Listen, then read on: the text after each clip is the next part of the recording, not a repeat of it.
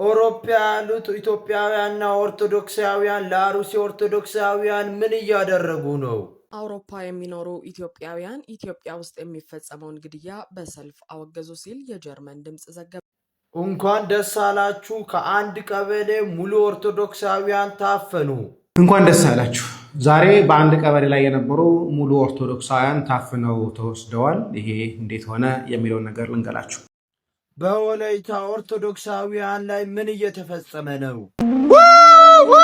ድረሱ ድረሱ! የተዋሕዶ ልጆች ፍትህ ለኦቶና ደብረ ጽዮን፣ ፍትህ ለወላይታ ኦርቶዶክሳውያን። በስመ አብ ወወልድ ወመንፈስ ቅዱስ አሐዱ አምላክ አሜን። ውድና የተከበራችሁ የ16 ሚዲያ ተከታታዮች እንዴት አላችሁልኝ? በያላችሁበት ሰላማችሁ ብዛ እያልኩኝ ዛሬም በአዲስ ቪዲዮና በወቅታዊ ጉዳዮች ተመልሼ ወደ እናንተ መጣሁ።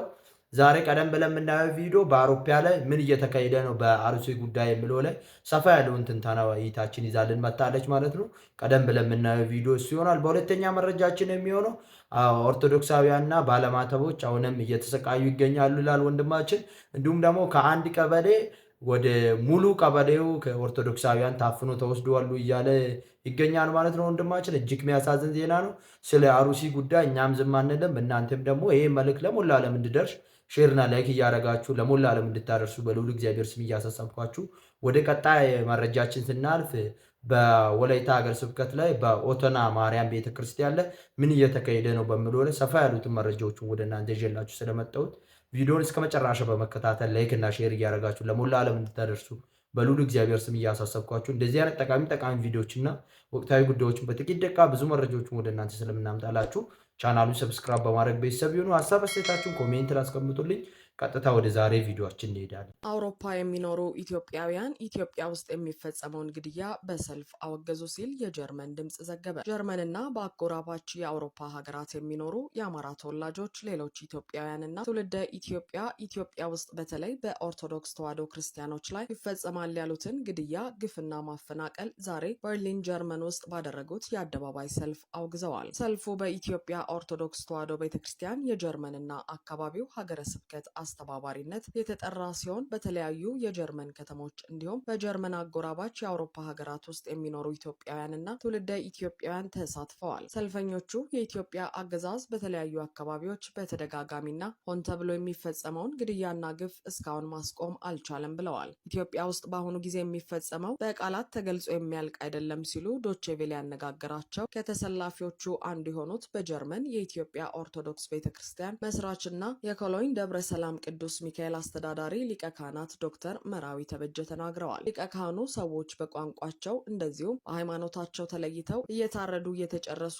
ይህን ያህል ግፍ ሲፈጸምባቸው የኢትዮጵያ መንግስት ተብዬ ይህን ሰቆቃ ሊያስቆም አልቻልም በማለት ዛሬ ድምጻቸውን በዓለም ሸንጎ ለማሰማት መውጣታቸውን ገልጸዋል። የሰልፉ ተሳታፊዎች ኢትዮጵያውያን ካህናትና ምዕመናን ብቻ ሳይሆኑ የሌሎች ሀገራት ዜጎችም አብረዋቸው ድምጻቸውን እያሰሙ እንደሆነም አመልክተዋል። በተለይ በኦሮሚያ ክልል አርሲ፣ ጅማ፣ ወለጋ፣ ሻሸመኔ እንዲሁም በሐረር ክርስቲያኖች መገደላቸውን የገለጹት ሊቀ ካህናት ዶክተር መርአዊ በአጠቃላይ በሀገሪቱ ግፍ እየተፈጸመ ነው በማለት በጀርመኗ ዋና ከተማ በርሊን ለሰልፍ ያስወጣቸውን ምክንያት ዘርዝረዋል። ኢትዮጵያ ውስጥ እየተፈጸመ ያለው ዓለም ያወቀው ፀሐይ የሞቀው ጉዳይ ነው ያሉት የጀርመንና አካባቢው ሀገረ ስብከት ስራ አስኪያጅ መላከ መዊ ልሳነ ወርቅ ውቤ በበኩላቸው ከሚገደሉት ሌላ የታፈኑ፣ የታገቱ፣ የተፈናቀሉና ሀብት ንብረታቸው የተወሰደባቸው እንደው ጨረቃ ላይ የቀሩ በረሃብ እያለቁ ያሉ አካለ ስንኩላን የሆኑ ክርስቲያኖች ናቸው በማለት እነዚህ ወገኖች የሚደርስላቸው አጥተዋል ሲሉ አክለዋል። በጀርመን ዋና ከተማ በርሊን ሰልፉ የተካሄደው የኢትዮ ጀርመን የኢኮኖሚ ትብብር ጉባኤ እየተከናወነ ባለበት ዕለት እንደሆነ ዘገባው አስረድተዋል። የአርሲ ባለማህተቦች ዛሬም አላረፉም። ሼር ሪፖስት ምናምን አልፈልግም፣ ግን ወቁት ስሙኝ። ገደሉ እስከዛሬ ሲገደሉ የነበረበት ቦታ ላይ ሆንቆሎ ዋቢ ወረዳ ዛሬም 10 ምናምን ሰዎች ታፍነው ተወስደዋል። ትንሽ ቆይተን ደግሞ እነሱ ተገደሉ የሚል ዜና እንሰማለን። እኔና እናንተ ተኝተናል። ብዙ ኦርቶዶክሳዊ እየሞተ ነው። ብቻ በጣም ነው የሚያሳዝነው። እግዚአብሔርን የኛ እንደዚህ መሆኑ የኛ መላሸቅ በጣም ያሳዝናል። ይብላይ ለገዳዮች፣ እነሱ ሰማዕት ናቸው። ይብላይ ለኔና ለእናንተ። ሰላማችሁ ይብዛ። እንኳን ደስ አላችሁ። ዛሬ በአንድ ቀበሌ ላይ የነበሩ ሙሉ ኦርቶዶክሳውያን ታፍነው ተወስደዋል። ይሄ እንዴት ሆነ የሚለውን ነገር ልንገላችሁ። ከዚህ በፊት እናቶ ነጋ የተገደሉበት ቀበሌ ነው። በሆንቆሎ ዋቢ ወረዳ በቀቅሳ ቀበሌ ላይ ከዚህ በፊት ብዙ ኦርቶዶክሳውያን ተገድለዋል። ዛሬ 19 እና ከዛ በላይ ሊጠጉ የሚችል በቁጥራቸው እስካሁን ድረስ ከ19 በላይ እንደሆነ የሚገመትላቸው ኦርቶዶክሳውያን በህብረት በማሳ ላይ ሳሉ ነበር ሙሉ ለሙሉ ታፍነው የተወሰዱት።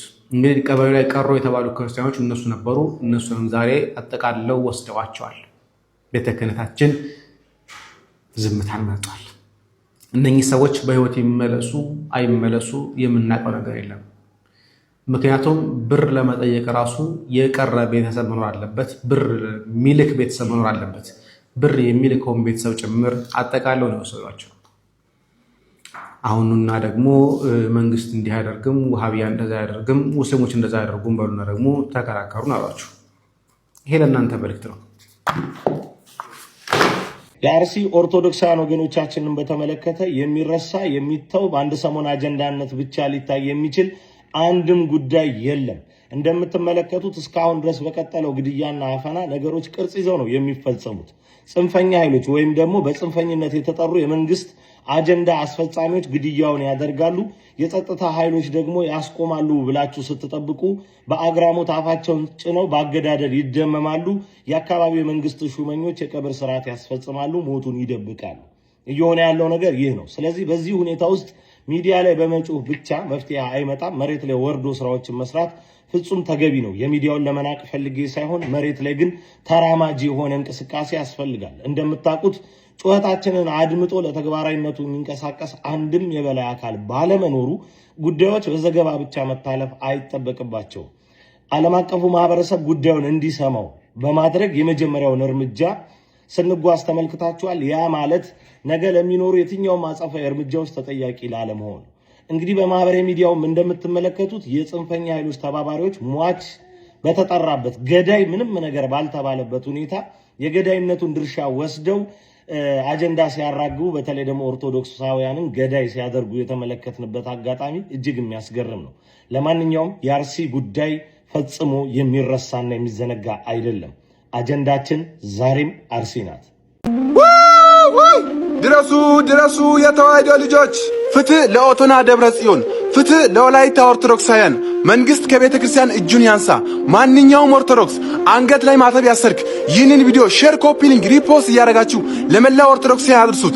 በወላይታ ሀገረ ስብከት በሶዶ ከተማ ኦቶና ደብረ ጽዮን ቅድስት ድንግል ማርያም ቤተ ክርስቲያን ለመንገድ ዳር አስፋልት ተብሎ የቤተ ክርስቲያኒቷ ይዞታ መንግስት በግድ እየወሰደ ይገኛል።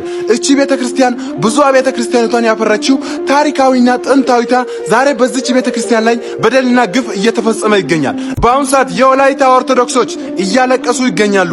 እኛ ለሃይማኖታችን ለመሞት ዝግጁ ነን። በቃ እኛ ጦርነት አንፈልግም፣ እኛ ሰላም እንፈልጋለን። እቺ ቤተክርስቲያን ሰላም ነው የምትሰብከው። ነገር ግን በሃይማኖታችን ላይ ከመጣችሁ እግዚአብሔር ምስክሬ ነው፣ ማንንም ሰው እኛ አንፈራም። ስለዚህ መንግስት ከቤተክርስቲያን እጁን ያንሳ። እኛ በሕይወት እያለን እቺ ቤተክርስቲያን ማንም ሰው አይደፍራትም። እኛ ለዚች ቤተክርስቲያን እንሞታለን እንጂ መቼም አንፈራም። እኛ ሌላ ነገር አንፈልግም። እኛ የቤተክርስቲያኒቷን ይዞታ ይመለስ በቃ። ስለዚህ መንግስት ከቤተክርስቲያን እጁን ያንሳ። በመላው ዓለም ላይ ያላችሁ ኦርቶዶክሳውያን ለወላይታ ኦርቶዶክሶች ድምጽ ሆኑ፣ ለኦቶና ደብረ ጽዮን ድምጽ ሆኑ። እባካችሁ ኦርቶዶክሳውያን አንገት ላይ ማተብ አስረሽ ስለ ቤተክርስቲያን ድምጽ ሳትሆን የምታሳልፍ ከሆንክ አንተም የቤተክርስቲያን ጠላት ነህ፣ አንቺም የቤተክርስቲያን ጠላት ነሽ። የቤተክርስቲያን ጉዳይ ይመለከተኛል የምትል ከሆንክ ይህንን ቪዲዮ ከምንም ጊዜ በላይ ሼር፣ ኮፒ ሊንክ፣ ሪፖስት እያደረጋችሁ ለመላው ኦርቶዶክሳውያን አድርሱት። የሶዶ ኮሪደር ልማት የማርያም ቤተክርስቲያንን መንካት አይችልም። እኔ እንደ አንድ መሐንዲስ እንደመሆኔ መጠን የኮንስትራክሽን ህጉ ምን ይላል ነው በቃ ዋናው። ህጉ ምን ይላል? አንድ የመንገድ ዲዛይን ንድፍ በሚወጣበት ሰዓት ላይ የዓለም አቀፍ የኮንስትራክሽን ህጉን መነሻና መሰረት በማድረግ ነው ዲዛይን መሰራት ያለበት። የኮንስትራክሽን ህጉ የሚከለክላቸው ነገሮች አሉ። አንድ የመንገድ ዲዛይን በሚሰራበት ሰዓት ላይ የቤተ አምልኮ ስፍራዎችን እንደ ቤተ ክርስቲያን እንደ መስጊድ የመሳሰሉትን ክሮስ ማድረግ አይችልም ነው የሚለው። በቃ መንካት አይችልም። ጥንታዊ ሙዚየም በቅርስነት የተመዘገቡ ሙዚየሞችን መንካት አይችልም። የመቃብር ስፍራዎችን መንካት አይችልም። እድሜ ጠገብ እንኳን ቤተክርስቲያን እድሜ ጠገብ ዛፎች ዋርካዎችን መንካት አይቻልም ነው የሚለው ህጉ። በቃ እንደዚህ አይነት ነገሮች ሲያጋጥሙ ዲዛይን አላይመንትን ሽፍት አድርገው ነው የሚለው። በቃ አላይመንትን ሪቪው አድርግ። ለምን ቤተክርስቲያኗን ታርጌት ታደርጋለህ? እንዴ ይሄ እኮ ብዙ ነገር ሊቀሰቅስ የሚችል ነገር ስለሆነ ነው። ህጉን ተንተርሰ ህጉ ከልክሎታል። ህጉን ተንተርሰ ነው ዲዛይን መስራት ያለብህ እንዴ።